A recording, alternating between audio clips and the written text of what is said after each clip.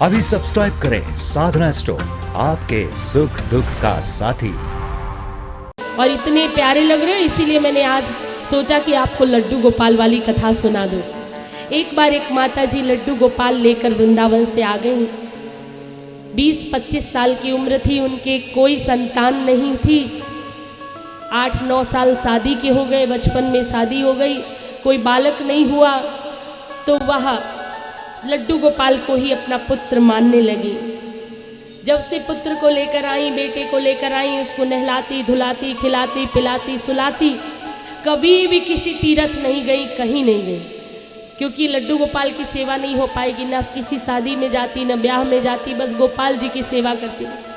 उनकी 3-4 सत्संगी सहेलियां बस पास के मंदिर में जाती थी।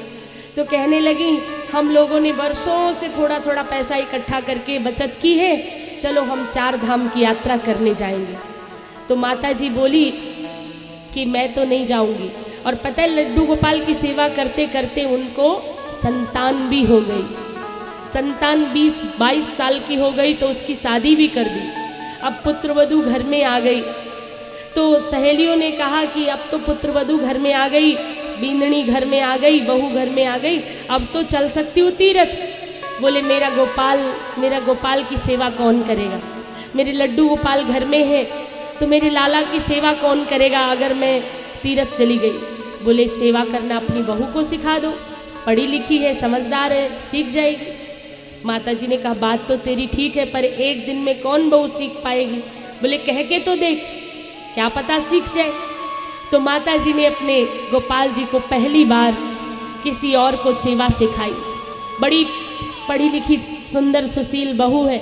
बहू को कहा माता जी ने कि मेरी सहेलियां कह रही हैं कि 4 धाम की यात्रा करने चलो, तो बहू अगर तू आज्ञा दे दे तो मैं चली जाऊं। बोले मम्मी मुझसे क्या कहती हो, आप मालकिन हो, आपकी इच्छा। बोले नहीं, तू मुझे वचन दे कि मेरे गोपाल की सेवा बिल्कुल मेरी तरह करेगी, लाड़ से रखेगी। मम्मी मेरे घर में तो लड्डू गोपाल की सेवा होती नहीं थी, तो मुझे आती नहीं, अगर आप सिखा दोगी तो मैं कर लूँगी। तो सासू माँ ने कहा देख बहू, तू पूरे ध्यान से सुनना, ये लाला बड़ा नटखट है, बहुत जल्दी भूखा हो जाता है, इसे भूखा मत रहने देना और इसे बिना स्नान किए मत रहने देना, टाइम से सुला देना। मम्मी कैसे करना है मुझे बता दो।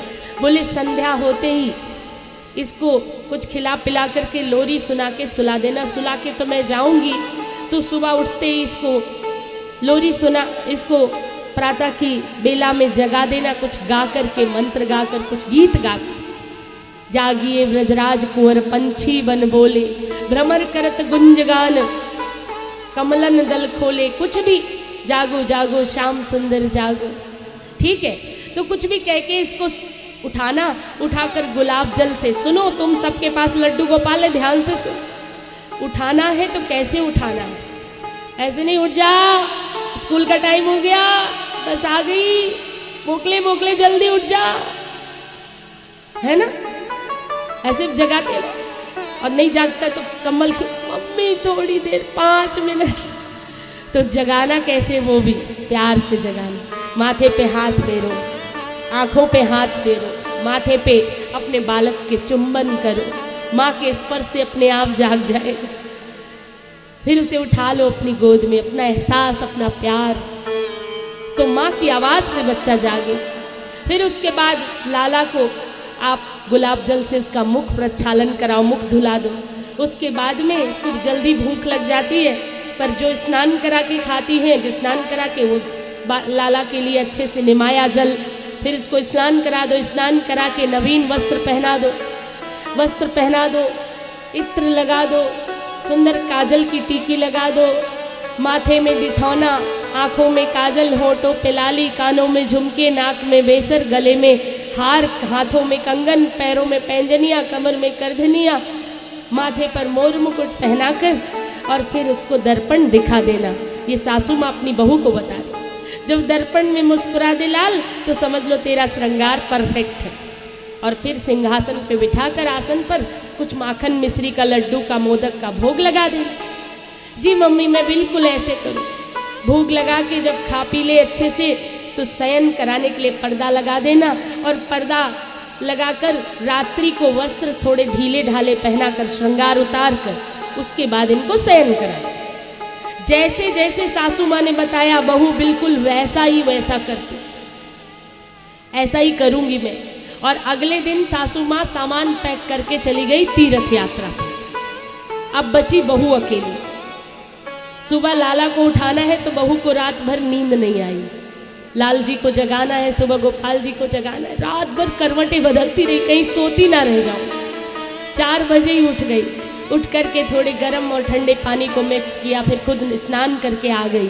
5 बजे तक तो बिल्कुल नहलाने के लिए रेडी। सर्दियों का दिन था। अब ऐसा सूरत जैसा मौसम थोड़ी था। दिल्ली में 2 डिग्री 3 डिग्री टेम्परेचर, तो बढ़िया कड़ाके की ठंड पड़ रही थी, बर्फ गिर रही थी। अब इसने थोड़ा गर्म थोड़ा ठंडा पानी मिलाया रखा। गुलाब जल को छू कर देखा तो बर्फ जैसा था, उसको भी हाथ से थोड़ा गर्म करके मुंह धुलाया। लाल जी को उठाया, वस्त्र उतारे, स्नान कराया, मल मल कर दूध दही घी सहित पंचगव्य से स्नान कराओ लड्डू गोपाल को। कभी कभी, रोज तो जल से, गंगा जल से, कभी कभी गुलाब जल से ही करा दिया करो। पंचगव्य से कराओगी तो चमक जाएंगे आपके लड्डू गोपाल। दूध दही घी शहद बूरा, ये 5 चीजें, चीनी की पिसी हुई बूरा, फिर उससे मल मल के स्नान कराओ लाला को।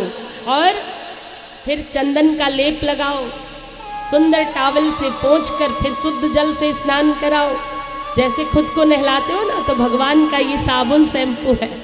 फिर उसके बाद में भगवान को स्नान करा के इत्र लगाकर, चमेली का तेल लगा करके, आँखों में काजल, होठों पे लाली, सुंदर श्रृंगार, और इनके पसंद के वस्त्र नहीं पहनाओगी तो कई बार गोपाल जी को आपकी मर्जी की ये वाला लाल वाला पहनाए, पर वो पहनना चाहते हरा वाला या नीला वाला, तो लाल वाला में हाथ ही नहीं जाएगा।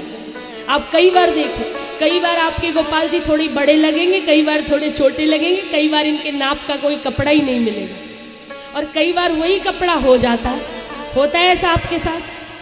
होता है कभी कभी कि आपके लाला का मन नहीं तो नहीं पहनेंगे।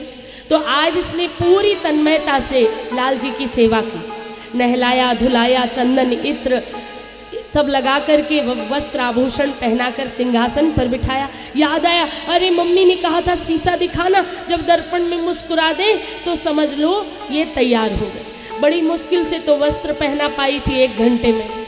अब जैसे शीशा दिखाया ये तो मुस्कुराए नहीं, अब ये रोने लगी। शायद भगवान को श्रृंगार पसंद नहीं आया। ठाकुर जी तुम्हें पसंद नहीं आया, क्यों नहीं मुस्कुरा रहे? फिर से सारे वस्त्र आभूषण उतारे, फिर पानी लेकर आई, फिर नहलाया, फिर से वस्त्र आभूषण पहनाए, इत्र इत्यादि लगाया, काजल लगाया, लाली लगाई, रख दिया, बैठा दिया सिंहासन में। फिर से दर्पण दिखाया, लाल जी मुस्कुराए। अब गर्म पानी जितना किया था वो तो खत्म, ठंडा ही पानी भर लाई, ठंडा पानी भर कर लाई, फिर नहलाया। सुबह से शाम, सुबह के 5 बजे से शाम के 5 बज गए भैया। सुनना ध्यान से श्याम सृष्टि वालों, ना तो ये कपड़े पहन रहे ढंग के, ना तो मुस्कुरा रहे। 15 बार स्नान करा चुके। अब बर्फ जैसा ठंडा पानी, ये भी पूरी भीग गई, कांप रही थर थर। 16वीं बार फिर भर के पानी लेकर के आई, स्नान कराया, वस्त्राभूषण पहनाए, ठाकुर जी का उल्टा पुल्टा श्रृंगार किया, जो पहले सीखा था सब भूल गई, और श्रृंगार करके सिंहासन में बैठाया। ठाकुर जी ने सोचा अगर आज नहीं मुस्कुराया तो ये बावरी मुझे नहला नहला के मारेगी। आज तो मुस्कुराना पड़ेगा लग रहा है। ये जिद पकड़ ली, जब तक मुस्कुराऊंगा नहीं। पेट में चूहे कूद रहे, कुछ खाने को भी नहीं दे रही, नहलाए जा रही, नहलाए जा रही। दरअसल वो बहू कौन थी पता है? जाटनी थी, जाटनी। पक्की थी अपनी वचन की, बिना नहलाए जब तक नहीं मुस्कुराएगा तब तक छोड़ूंगी नहीं। तो आज नहला नहला करके पागल कर दिया। भगवान को जैसे नहला धुला कर, वस्त्र आभूषण पहना कर, इत्र पहना कर, श्रृंगार करके जैसे आसन पर बिठाया, शीशा दिखाया। खुद भी परेशान है, लाला भी परेशान है, लेकिन जब तक नहीं मुस्कुराएगा तो भोग कैसे लगाऊं? सासू माँ ने कही थी, और सासू माँ की बात पे अड़ी हुई। और जाट जिस बात पे अड़ जाता है ना, तो फिर वो ये नहीं देखता इसमें फ़ायदा या नुकसान है, करना है तो करना है, ये उसकी खासियत है। इसलिए आर्मी में सबसे ज़्यादा जाट बटालियन बहुत श्रेष्ठ बटालियन मानी जाती है। तो इस तरह से उसने निर्णय कर निश्चय कर लिया कि मुस्कुराना। जैसे दर्पण दिखाया भैया लाला मुस्कुरा दिया, ऐसे मुस्कुराया कि मुस्कुराहट देखकर वो पागल सारी थकान भूल गई। लाल जी मुस्कुरा दिए। एक दिन की सेवा पूरी हुई, अब लड्डू का भोग लगाया, माखन मिश्री खिलाया। अगले दिन फिर नहलाने की सारी तैयारी। अब तो भैया लाल जी पहली बार में ही मुस्कुरा देते, जैसे नहला धुला के तैयार करती पहली बार में मुस्कुरा देते। तुरंत खाने पीने को मिल जाता है, पराठे बढ़िया घी के खिलाती। कहती रोज मम्मी जो है मिठाई खिला खिला के आपको मोटा कर दी है, अब तो मैं नमकीन खिलाऊंगी। कभी सांगरी की सब्जी खिलाती, कभी रोटी खिलाती, कभी कड़ी खिलाती, कभी छाछ पिलाती, कभी ये सुंदर खींचड़ो घी डाल के खिलाती। खूब सेवा करने लगी। 15 दिन ऐसे ही बीत गए जैसे आपके 7 दिन बीत। 15 दिन चुटकियों में बीत गए। 15 दिन से सेवा कर रही थी। अब सासू माँ 15 दिन बाद लौट कर आई, बोली बहू हरे कृष्णा मेरा लल्ला कैसा है? मेरा मन ही नहीं लगा, मेरा तो मन ही को नहीं लगा तीर्थ में। मेरा लल्ला कैसा है, मुझे दिखा दे मेरे लल्ला। आज मैं लाल की सेवा करूंगी। सासू आई और आकर के लाल जी की सेवा करने लगी। कहने लगी ला बहू तू जल ले आ, थक गई होगी, मैं नहलाती हूँ। जी मम्मी जी। बहू देख रही जैसे जैसे सासू माँ नहला रही, जो भूल जाती बहू बता देती, अरे माँ ये वाला नहीं, ये वाला तो मैंने उस दिन पहना था, ये वाला वस्त्र पहनाओ। अब सासू माँ एक बार बहू की ओर देखे, एक बार लाला की। 15 दिन की सेवा क्या मिल गई ये तो मुझे ही बताने लगी। सासू माँ को कहती माँ इनको काली बिंदी बहुत अच्छी लगती है, इनकी आँखों में काला काजल और ऊपर से नीली लाइनिंग बहुत अच्छी लगती है, इनके होठों में ये लाल वाली ये वाली लाली लगाइए ना, कानों में ये वाले कुंडल पहनाइए ना स्वर्ण वाले। ऐसे करके खूब श्रृंगार किया। अब सासू माँ ने कहा अच्छा जल्दी कुछ खाने को लिया। बोले पहले दर्पण तो दिखा दो, जब मुस्कुरा दे तभी खाने को देंगे ना। बोले बहू ये भूखा होगा, कितनी लेट हो गए। अरे मम्मी मैं क्या बताऊं, ये आपका लाला सच में बड़ा नटखट है, ये तो पहचान गया कि आप नहीं हो। पहले दिन तो मैंने 15 बार नहलाया तब जाकर मुस्कुराया, अब तो रोज पहली बार में मुस्कुरा देते हैं। सासू माँ बहू की ओर देख रही है, कह क्या रही है, क्योंकि सासू माँ ने 32 साल से सेवा की थी पर कभी लाला मुस्कुराया नहीं था, वो तो केवल दिखा रही थी शीशा। और बहू की एक दिन की दृढ़ निष्ठा ने, निर्मल मन था बहू का, और उसने कहा सासू माँ शीशा दिखाओ, तो सासू माँ ने शीशा दिखाया, लाला मुस्कुराया नहीं। बहू ने कहा मम्मी इसको जरूर श्रृंगार पसंद नहीं आया, आप दूसरा कुछ पहनाओ, ये मुस्कुराया नहीं। सासू माँ बहू की ओर देखे, फिर लाला की ओर देखे, बोले तू क्या कह रही? बोले मैं नहलाती हूँ और ठंडा पानी भर के लाई। बोले मुस्कुरा दो, नहीं फिर नहाना पड़ेगा। बहू ने उठाया शीशा और जैसे दिखाया मुस्कुरा दी। ये मानेगी नहीं, सासू माँ आ गई तो भी बचा नहीं पाएगी, नहाना तो पड़ेगा। ठंडी में नहाना सबसे मुश्किल काम। पहली बार में मुस्कुरा दिया। जैसे मुस्कुराए सासू माँ ने भी वो मुस्कान देखी। अपनी प्यारी बहू की दृढ़ निष्ठा और सेवा के कारण आज लाला को 32 साल के बाद पहली बार सासू माँ ने मुस्कुराते देखा। सासू माँ ने हाथ जोड़ लिए, आंखों से धार धार आंसू बहने लगे। हाथ जोड़कर कहने लगी धन्य है रीतू और धन्य हूँ मैं, तू जैसी बहू को पाकर मैं धन्य हो गई। ऐसी भक्तिमती बहू किसी को मिल जाए तो उसका जीवन धन्य हो जाए। तो इसी को कहते कई बार गुरु गुरु ही रह जाता है और चेला चीनी हो जाता है। सब्सक्राइब करें हमारे YouTube चैनल साधना गोल्ड को और पाएं वीडियो सबसे पहले। और हाँ, बेल आइकन दबाना ना भूलें।